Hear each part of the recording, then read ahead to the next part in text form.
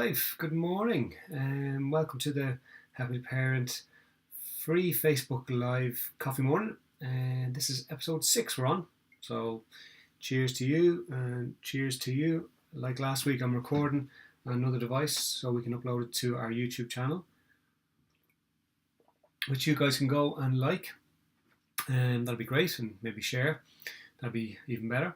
I suppose what I do want to say is thanks again to people who sent in questions and gave feedback. It makes a big difference, and sometimes I don't think people realise how a recommendation or support for small businesses can really make have a major impact on those businesses. So I suppose anytime that you guys find information or anything that might be of use to you on our site or any of our podcasts or videos or whatever, it'd be great if you guys could give a little recommendation or give us a rating.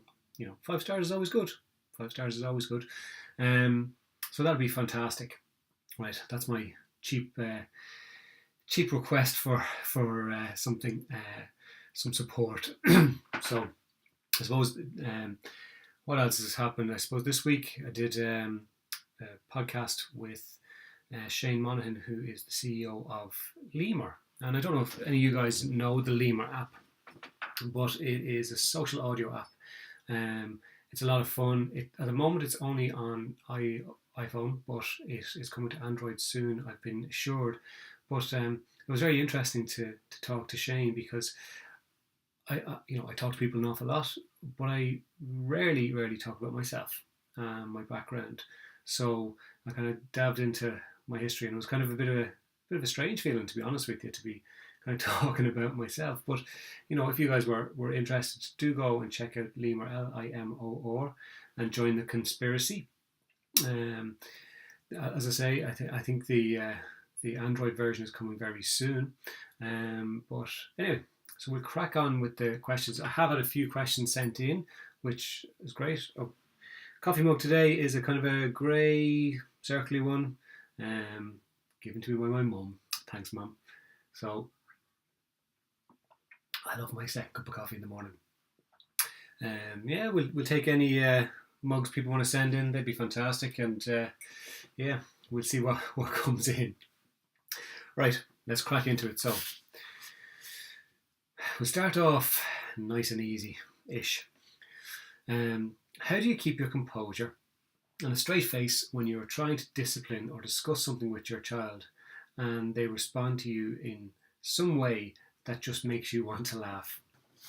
So don't tell your kids about this, but this is something that happens to so many parents across the world, where you have to reprimand your children for something they've done, and you have to kind of give them a consequence or whatever it might be, and inside you're just literally bursting with laughter, and you just want to just roll around the place. But I suppose there are sometimes you kind of just have to hold it in, if you can. I know there's been times in our house where one or both of us have had to leave the room and come back, gather our composure. So I suppose go take your deep breaths, take your little time out to let it all out, and then your kids can carry on without actually knowing that mum and dad are literally wetting themselves laughing at what I've just done. It's funny, I was talking to a friend of mine who lived in London, and just this week he was saying that his daughter is fantastic at mimicking and doing accents and stuff like that. But he said the amount of times she's literally just kind of gone in and mimicked one of them while they're giving out to her or reprimanding her. And he said it's literally the funniest thing, because she gets it spot on, or she does a kind of a Yoda voice repeating back exactly what's been said. And obviously, in terms of respect, you need to kind of keep the boundaries of respect, but at the same time, he said it's just so funny, and it's so hard not to crack yourself up laughing. All right, so go get your composure, and I do remember that if you do laugh in front of them, That's it. Anything, anything you're trying to implement with them is gone. It's out the window. Um, okay. We recently got feedback during parent-teacher conferences that our 8-year-old daughter is struggling with speaking up in class. She will only raise her hand to answer a question if she is certain that she knows the right answer. Things that are safe, like what day of the week it is. When called on for an answer, she freezes. Additionally, she's falling behind in math, as she won't ask for help if she doesn't understand an assignment. How can we help her to be more comfortable with speaking up in class and advocating for herself? It's quite a worrying thing for some parents. And what I would say is, sometimes I completely understand why teachers in schools try to put children in a position where they have to give a presentation. I was at an open evening for my own daughter's new school during this week, and they were talking about how part of the marks for the junior cycling are linked to getting up and presenting in front of the class. And I completely understand why that is done. So, children and young people can get used to standing in front of a class full of their peers and giving a presentation. So it helps them to feel more comfortable and they're not kind of building up in their head. But sometimes we have quite introverted people when it comes to presenting, when it comes to actually sitting down and I suppose, or standing up and talking about a subject, even if it's something they know a lot about. It can be very, very daunting. I work with many adults who feel that way, who feel daunted that the thought of having to stand up in front of their peers and give a presentation, they break up in cold sweat and actually do everything they can to avoid it. And it's unfortunate for these children that they can't do that. They can't avoid it.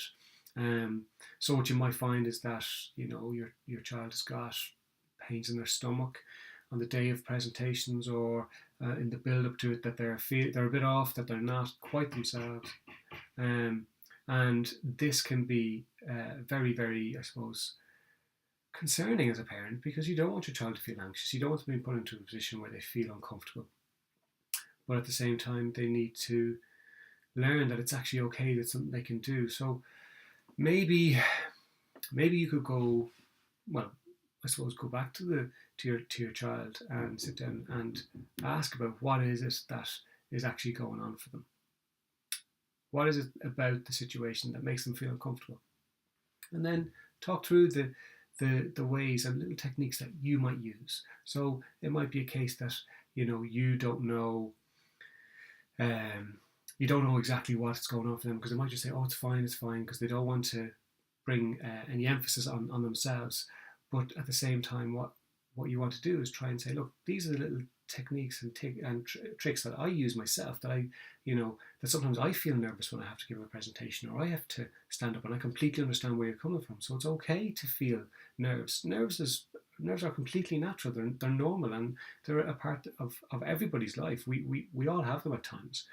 So it's okay. And I think straight away, if you start to let them know that it's okay that they can feel that anxiety and that nerves, and explain why, that it is a natural fight or flight response. And then you can start to look at, okay, well, let's just kind of play around with, well, what might you do, or how might you feel more comfortable, and explore different ideas, but empowering them the whole time by asking them what they think, what would make them feel comfortable, because ultimately what might make them feel comfortable is completely different to what might make you feel comfortable. So I suppose taking that time out to actually sit down and spend some time with them, try to explore different ways that they might feel better about doing these presentations or speaking up in class. The second part of your question really is, struggling with math homework because she won't ask for help. And this is something slightly different, where, maybe you can go and speak to her teacher and say, well, look, can we come up with some sort of signal or sign where she can say to you, give you a nod, or, put up a little hand, and you will know that she needs some help with the maths homework or the maths work that you're doing. You could also ask the school if there was a chance that you could, if there could be explanations. I know in some schools where they use technology, they have the teachers actually giving explanations around what is the explaining the questions, and trying to understand them, especially when it comes to maths homework. So maybe have a chat with the school about that and see if they can kind of help out with that as well. And I suppose with anything, if we're approaching the school, it's not going in and saying you have to make changes. It's about saying, well, what can we all do to make things better for my daughter, which will ultimately be better for her, our family, and for the school as well. So it's a very much a collaborative approach, and see if they can kind of help with little things like that, where sometimes teachers are brilliant. They're absolutely brilliant at being able to tune into where kids are at, and maybe knowing that your daughter feels uncomfortable actually asking for support and help, the teacher can actually make that little bit of effort, even though they've got a classroom full of people. Make that little bit of effort to give her that little bit of space and time to explain something a little bit better. I hope that helps. Okay, my 13-year-old daughter came to us and showed us a picture she'd been sent on her phone of a boy in her class exposed from the waist down. She was really upset by this and doesn't want us to say anything to anyone. What should we do? Okay, that's something that's becoming more and more common, where young teenagers are being sent, I suppose, inappropriate photographs for the age that they're at. We're living in a digital age. The mobile phone, this little thing, which isn't actually a phone, it's a mini computer, is not going away. The internet isn't going away. It's become a normal part of life. Us adults use our phones so many times a day, and it's just a normal part of life. What we need to do is, as parents, take responsibility for our children's devices. So a lot of parents will hand over a device to their children, and off they go. But you wouldn't necessarily let them go off into town or into the city centre on their own without a responsible adult being around if they're in the young teenage years. You wouldn't let them go off and spend hours and hours and hours away from you, where you didn't know who they were with, you didn't know who was interacting with them. But yet we do with a mobile device. We let them onto social media apps that may not be appropriate, that they may not understand the impact of what can happen. And in reality, for a 13-year-old girl, seeing a photograph of a boy from the waist down exposed could be quite shocking. It could be something that she's never experienced before, and it's not something she's necessarily gone looking for. It's something that she hasn't invited into her life. It's something that's been, I suppose, forced upon her or put into her awareness without her consent. And consent online there's a whole discussion to have around consent online that children and teenagers are not fully aware of. What is okay and what's not okay to do when you're online that you would never do. You would never do. Like that boy would never send a photograph of himself, would never expose himself in front of your daughter in the real world. He just wouldn't do it. So we need to have a conversation as parents. We need to also look at, okay, when we're giving over a device, we need to have the conversation around, this is what you might see, this is what people might do, and then talk them through how they might deal with it. Now, there is a thing here that legally you may need to approach the local police or the local Gardaí. You may need to approach the school about this, because now I don't know what it's like in the rest of the world, but I think legally here, if someone is sending photographs of a naked child under the age of 17, it could be, now the chances of it happening are slim, but it could be construed as distributing child pornography. And I'm not saying that lightly. I'm not saying that to scare anyone. I'm just saying that to highlight that this legally, there are responsibilities that we need to have when it comes to things like this. So what I would say is, you have to be a parent to your child. So although she may feel uncomfortable or unsure or scared about you taking care of this or dealing with this or taking it further, maybe you have a responsibility to do it. Now, you may not be comfortable with that, and what you might do is you might just take the app off the child. But is it your child's fault that she's been sent this photograph? Absolutely not. Is it your child's fault? So should she, be restricted in, being in contact with her other friends where it's all very innocent?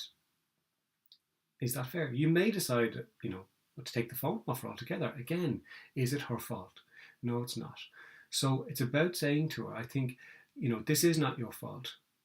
You haven't done anything to warrant this or to earn this. So, but we need to do something as parents. So whether that be, talking to the school, whether that be speaking to the local police, whether that's if you have a relationship with the young boy's parents, I'm sure his parents would be absolutely mortified if they knew that this had happened. But sometimes we have to call it out, and sometimes we have to name it, and sometimes the reason I would suggest approaching the school about it is because while it's not the school's necessarily their responsibility, what they can do is they've got a captive audience of parents there where they could hold talks or workshops for children, and they could hold talks or workshops for parents about the responsibility. So I suppose parents now are the ones who are really living through the first age of consent and privacy online, where we've become a lot more aware of what can happen, and we've become a lot more aware of the issues that can happen while people are online. So we need to take that responsibility. I will always say it, that speaking to your kids about staying safe online and about being responsible online is as important as talking to them about drugs and talking about sex. They are horrible conversations to have. You might have a child sitting there looking at you going, what the hell are you talking about? So you have to gauge the appropriateness of where they're at. But we have to do it. We have to do it. Otherwise, our children are growing up in a world where they may feel unsure about themselves, that they feel that what they see online in pornography or what's been sent to them, that this is the expectation of them and this is what they need to do in order to please somebody else. And that may not actually be the case. That might not be true. And it's our job to help them through this. They'll be embarrassed. You'll be embarrassed. But you can worry about that when they're older. Let them sit back at 20, 25 and say to you, that was so embarrassing. But then wait until their own children are at that stage. But ultimately, all we need to do is take responsibility for our own children. Our own children. Don't worry about anybody else. Take responsibility for your child and their device and what they're seeing. Okay, I hope that helps. This one is I suppose probably going to be a bit raw for people, but how do I talk to my child about yesterday's shooting in America? So I suppose it's just coming to light here that 17 people have been killed in a school shooting in Texas, I believe, and it's a very, very sad, horrible thing to have happen. I saw something from, I think, the New York Times this morning saying that basically there have been 4 months since January 2014 where there hasn't been a shooting in a school in America where somebody has been injured or killed. 4 months, that's it. That is horrendous.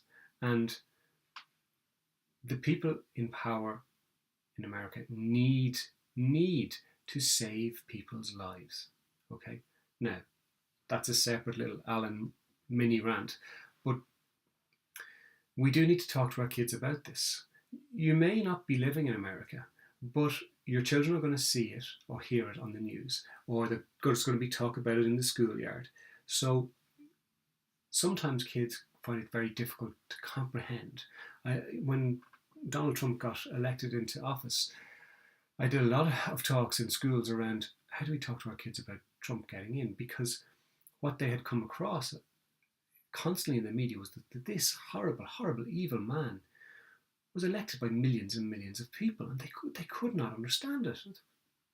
The questions I was getting was, why would they vote for him? How would people who are sane vote for them? Fair questions, but it's you still need to talk to your kids and have that communication with your kids about how do we process this as children. It's very, very sad, it's very upsetting, and it doesn't matter if it's in America and you're in France, it hits home. And sometimes kids can start to think, what about my school? Is my school safe? And you can try and reassure them. Absolutely. Even if your school is the next school over from the school this has happened to, the chances are that this is not going to happen in your child's school. But you do need to talk about or think about the world and the world that your child is growing up in and how they are dealing with things. Because, like I've said before, when we were young, the news was on twice a day, and we didn't pay any attention to it because there was no reason for us to be inside. We were kicked out. It's different now. Our kids are being bombarded by information 24 hours a day. They're seeing the worst possible things. They're seeing children being killed in schools. They're seeing, babies being washed up on beaches in Syria, and they cannot comprehend, or their brains haven't fully developed so they can even deal with the amount of stuff that's actually going on. So we do need to talk about what's actually happening for children. How are our children processing all this news and information that they're getting? And talking about how all you guys can do is keep your family safe, and you will do that as much as possible. Now, sometimes you might get kids who are, dealing with severe anxiety because of all this, and that's where you may need to get professional support around it. There are some fantastic programs that work really, really well, but ultimately what I would say is talk to your kids about, the people that are around their school or their friends are most definitely doing their best to make sure everyone is safe and everyone is happy, and that we will support them through it.